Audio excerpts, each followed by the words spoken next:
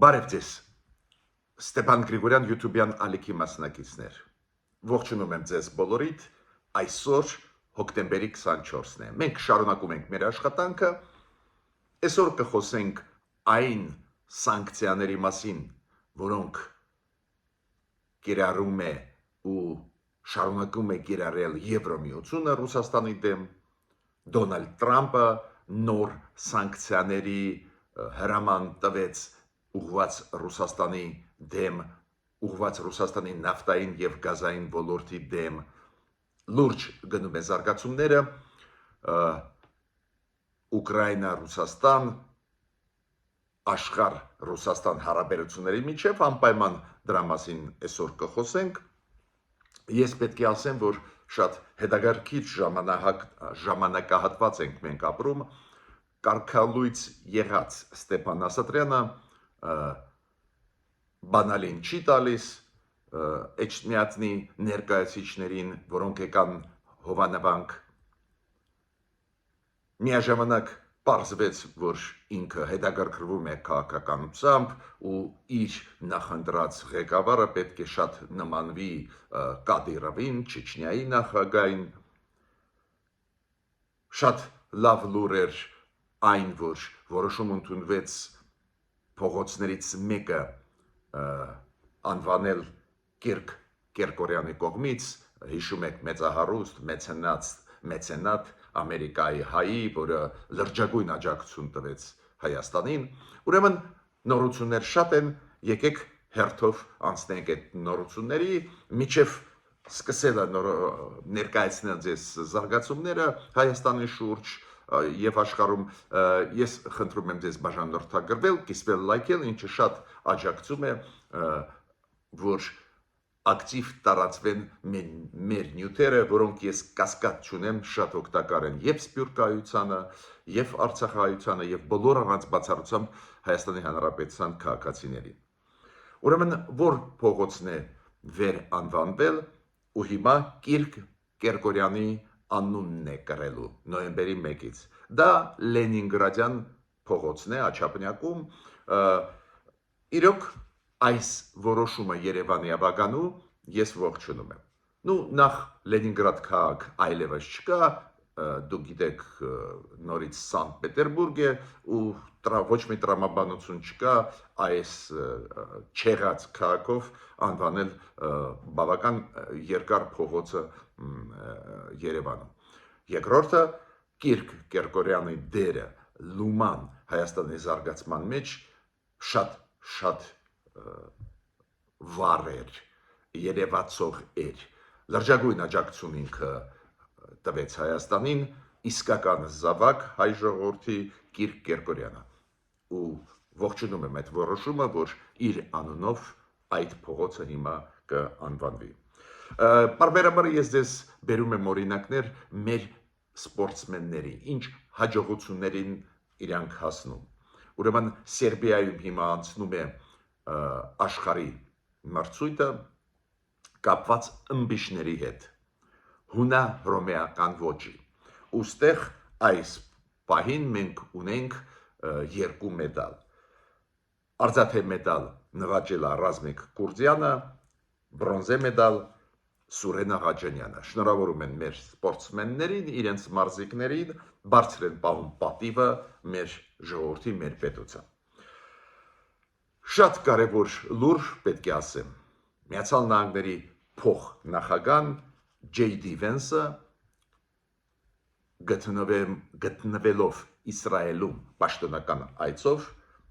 այցելեց Սուրբ Հարության տաճար Երուսաղեմում ու այցելելով այդ տաճար այցելեց նաև հայկական մասը այդ տաճարի։ Հայտնի է, որ ինքը մեծ հարգանքով է հայ ժողովրդի նկատմամբ, դա հայտնի բան է ու այս ձևի ցուցադրական այցելությունները ցույց են տալիս իր հարգանքը, սերը մեր քրիստոնեության նկատմամբ, հայ ժողովրդի նկատմամբ։ Վրաստանի արտգործնախարարը Մակա Պոչորիշվիլին ինքը Ադրբեջանի արտգործնախարարի հետ բանակցություններ ունեցել է, հետո պրես-կոնֆերանս անցկացրել է, պրես-կոնֆերանսի ժամանակ մանրամասն անդրադարձավ հայ-ադրբեջանական հարաբերություններին։ Անչափ կարևոր է, որ ինքը ուղարկեց այն մեսիջները, որ Վրաստանը միանշանակ ողջունում է հայ-ադրբեջանական խաղաղության process-ը ու միանշանակ ողջունում է ապաշրջափակման process-ը, որը հնարավոր է, որ լինի մոտ ժամանակներս։ Ինքը նաև հիշեցրեց, որ երակողմ վրացա Ադրբեջանը հայկական հանդիպում եղել է Թիֆլիսում այս տարվա ապրիլին փոխարտգործնախարարների մակարդակով, որտեղ որ նաև քննարկվել են այդ հարցերը։ Արտգործնախարար Հայաստանի Արադ Միրզոյանը գտնվում է Ֆրանսիայում, հանդիպեց Ֆրանսիայի արտգործնախարար պարոն Բարոյի հետ։ Պարզ է ցանկացած այս ձևի հանդիպում ունի դրական կոնտեքստ, քանի որ երկու պետություններ ռեալ ունեցող այսօր ռազմավարական հարաբերությունները բարդ է ճշտում են իրենց անելիքները Հայաստանը եւ Ֆրանսիան մոտակա ժամանակների համար, ճշտում են համագործակցությունը, հնարավոր օգնությունը Ֆրանսիայի Հայաստանի նույն Եվրոմիության ինտեգրման process-ում։ Ուրեմն հատուկ նշեցի Մակաբաչարիշվիլի եւ Ֆրանսիայի արտգործնախարար պարոն Բարոյի ելույթները ու հանդիպումները հայկական կոնտեքստով անչափ կարևոր է դա մեզ համար։ Նիկոլ Փաշինյանը կառավարության նիստում նորից ողջունեց այն քայլը, որը արեց Իլհամ Ալիևը, որը թույլ տվեց, որ հայկական բերները կամ Հայաստան եկող բերները անխոչոտ ասնեն Ադրբեջանում, ես կասեմ ձեզ դա կարևոր քայլ է ապաշրջափակման կոնտեքստով։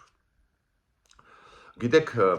մի բողոքի ակցիա էր երեք Երևանում, որի վրա չեմ կարող ուշադրությունս չդարձնել։ Ուրեմն երեխաների, աշակերտների ծնողները բողոքի ակցիաներին անցկացրել գիտության կրթության նախարարության դիմաց կապված դրա հետ, որ մեր այբենարանում առաջի էջից հանված է Մեսրոպ Մաշտոցի նկարը եւ հայ մեր տարերի նկարը։ Չգիտեմ, դա միգուցե այդ ժամանակակից աշխարհի տենդենսներ են, QR կոդն է այդ առաջի էջում, չգիտեմ, ստեղ բացատրություն հույսով եմ կտա մեր գիտության եւ կրթության նախարարությունը, քանի որ ինչ որ ռեֆորմներ են գնում, միգուցե տրամաբանություն դրա մեջ կա, բայց ինձ էլ շատ դա մտահոգեց, եթե այդպես է, եթե մեր այբենարանում առաջի էջում չկա Մեսրոպ Մաշտոցի նկարը եւ մեր սուրբ հայկական տարերը, Մեսրոպ Մաշտոցի տարերը, պարզ է, որ ստեղ բացատրություններ մեզ պետք է տան։ Իդեպ ասեմ ձեզ, մեր ժողովրդին իրոք մենք ունենք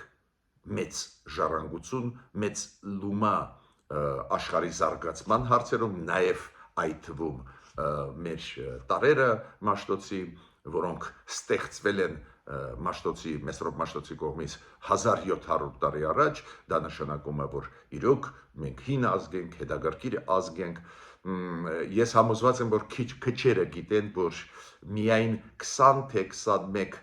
ազգեր, որոնք իրենց այբուբենը ունեն, զգալի թվով ազգեր օգտագործում են արաբական տարերը կամ լատինական տարերը կամ կիրիլիցան, ռուսական տարերը, ուրեմն մեր ազգը այդ իմաստով շատ հետաքրքիր ազգ է, ոչ միայն մենք, բայց մեծ թվով չեն ազգերը, ովքեր ունեն իրանց այբուբենը։ Ու ստեղ է, որ իմ կարծիքով ճիշտ կլինի, եթե մեր գիտության կրթության նախարարությունը բացատրի ինչի հետ կապված այդ փոփոխությունները, չշեշտելը, որ մենք ունենք մեր այբուբենը, մենք ստեղծողնել Մեսրոպ Մաշտոցն է։ Սանկցիաների մասին Ռուսաստանը հերթական անգամ խաբեց անձամբ Դոնալդ Տրամփին, ֆրցրեց Պուտինը, մենք ասել ենք։ Միայն ուրախացնում է, որ այս անգամ Դոնալդ Տրամփը լսեց Պուտինին, որը սկսեց իրեն համոզել, որ Ուկրաինան պետք է դուրս բերի իր զորքերը ինչ որ տարածքներից։ Քիչ է որ 5 շրջան Ուկրաինայի գրավեցին, Պուտինը էլի բաներ պահանջում Տրամպից, ստեղ Տրամպը չտրվեց այդ պրովոկացիաներին, դասադրանքներ են ակնհայտ է վարկաբեկելու Տրամպին, բայց Պուտինը շահեց ժամանակ, ճիշտ է խոսանք, էլի շահեց ժամանակ։ Շարունակում է ռմբակոծել, այս անգամ Կիևը ռմբակոծեց, Մանգապարտեսի վրա խփեցին, ռումբ գցեցին, բայց հիմա Տրամպը ուշքի եկել է, Եվրոմիությունը եւ Դոնալդ Տրամպը նոր սանկցիաներ կիրառեցին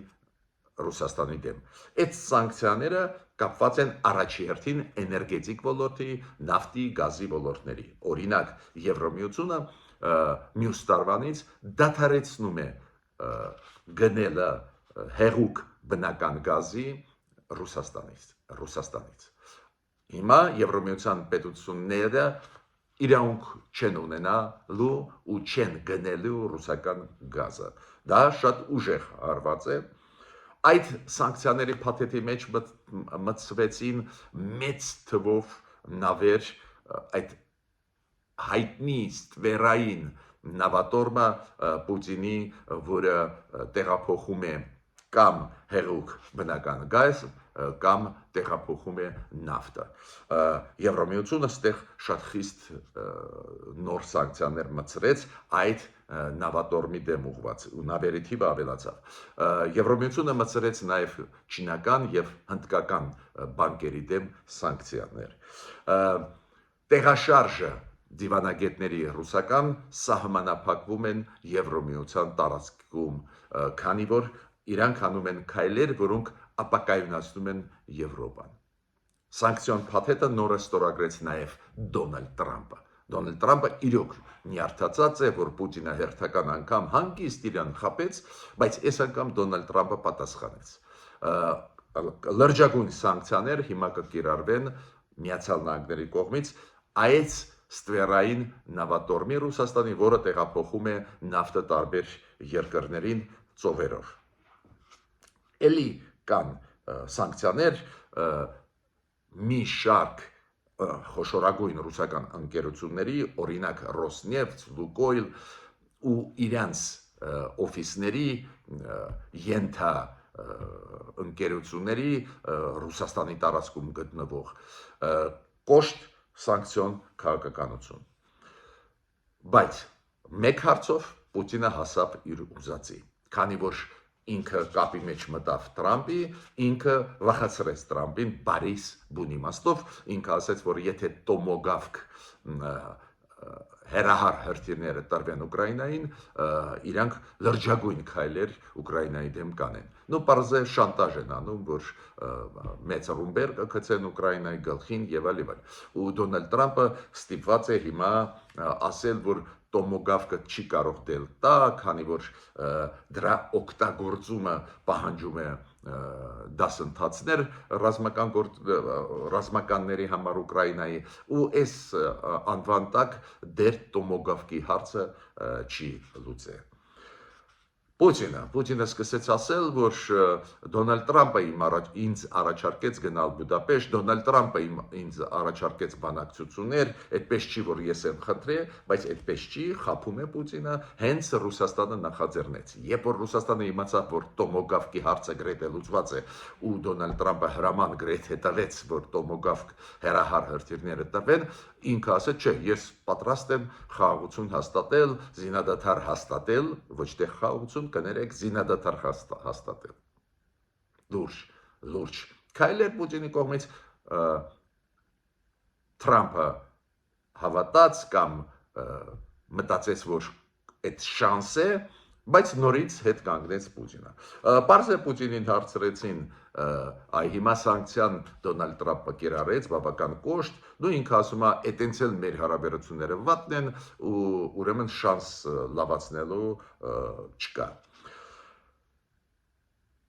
Ձերբակալությունները շարունակվում են Հայաստանում, դուք գիտեք, կալանավորումներ եւ այլ, Այն Գյումրիի դեպքերի հետ կապված, Վարդան Ղուկասյանի հետ կապված, դուք գիտեք, մեծ թվով մոտավորապես 33 մարդ ձերբակալված էր, հիշում եք, բայց նվազագույնը 13-ի դեպքում դատարանները որոշում ընդունեցին ձերբակալել այդ մարդկանց 2 ամսով Ստեղ այս դեպի բարդ պրոցեսն է մեզ մոտ գնում, ինչ որ պաշտոնյաներ առաջի հերթին ընդդիմադիրներից ձերբակալվում են տարբեր գործերով միաժամանակ մարդիկ, ովքեր ինչ որ պայքարի մեջ էին, ընդհարման մեջ էին ոստիկանության պաշտպանելով այս ընդդիմադիրներին, հիմա իրենց հետ ձերբակալվեց նաև եւ դատարանը 6 տարի 3 ամիս տվեց կալանքի Դավիթ Համբարձումյանին, ինքը հիշում եք Մասիսի քաղաքապետն էր, բարդ այս ձևի զարգացումներ են, նույնիսկ Մարիա Զախարովան անդրադարձավ Ռուսաստանի արտգործնախարարության ներկայացուցիչը հայտնի Մարիա Զախարովան մեզ համար շատ հայտնի դեմք ասեց, որ այո մենք հետևում ենք ինչ է կատարվում այն գործով, որը վերաբերվում է Վարդան Ղուկասյանին, Գյումրու քաղաքապետին, բայց այդ ներքին գործերն են Հայաստանի, մենք չենք միջամտում, բայց ուշադիր մենք հետևում ենք։ Երկրորդ հարցը, որը տվեցին Մարիա Զախարովային, շատ հուզող մեզ բոլորիս հարցն է, քանի որ դա կապված է մեր վարորդների, ովքեր բեռներ տեղափոխում են Հայաստանից Ռուսաստան, Ռուսաստանից Հայաստան, քանի որ Ռուսաստանի որոշումները բերեցին նրան, որ իրանք չեն կարող շարունակեն իրանք աշխատանքը, մեր կառավարությունը դիմեց Ռուսաստանին, դիմեց ԵԱՏՄ-ին, Մարիա Զախարովային հարցնում էին, դե հիմա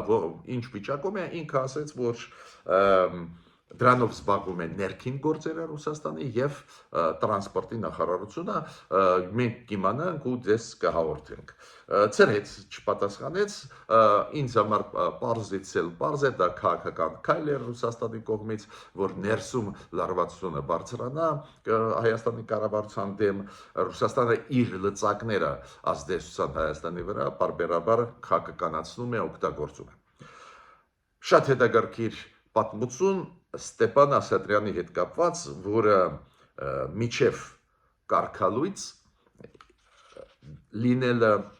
ինքը Հայր Արամ Ասատրյանն էր, քահանա,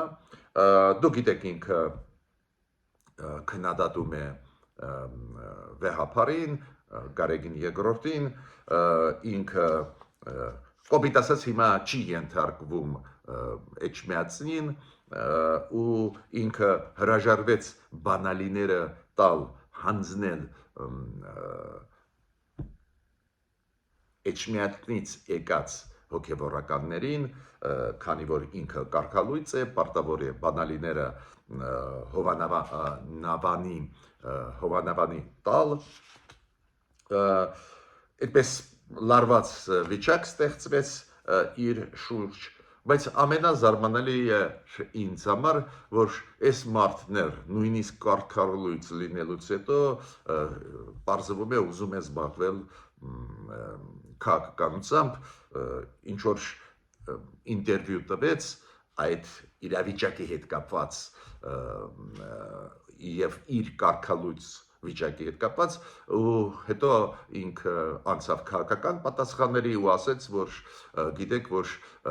ես կուզենայի, որ ղեկավարը Հայաստանում լինի Կադիրովի պես, այդ Չեչնիայի ղեկավարի պես, տխուր է շատ, էսա մեր նախկին հոգևորականի, ասենք, իդեալը, էսա իր ուղեղում նստած, բարդ զարգացումներ են, նայենք ուր է գնալու, բայց այսօր էլ ես բերեցի ձեզ դրական զարգացումները Հայաստանի հետ կապված ու պարզ է նաև խնդիրները մենք միշտ քննարկում ենք, որոնք մենք ունենք, ներսում ունենք, նայենք ոնց են գնալու զարգացումները, կշարունակենք շատ ուշադիր հետևել, օրինակ Նիկոլ Փաշինյան եկեղեցի այդ հարաբերությունների զարգացմանը, Նիկոլ Փաշինյանը հովանավանք պլանավորում է գնալ այս կիրակի օրը, քանի որ այդ կարգալույծ Ստեփան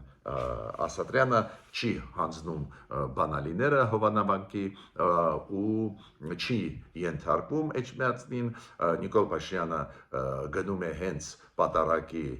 որը ինքը պլանավորում է անցկացնել Կիրակի օրը, դրանով ուզում է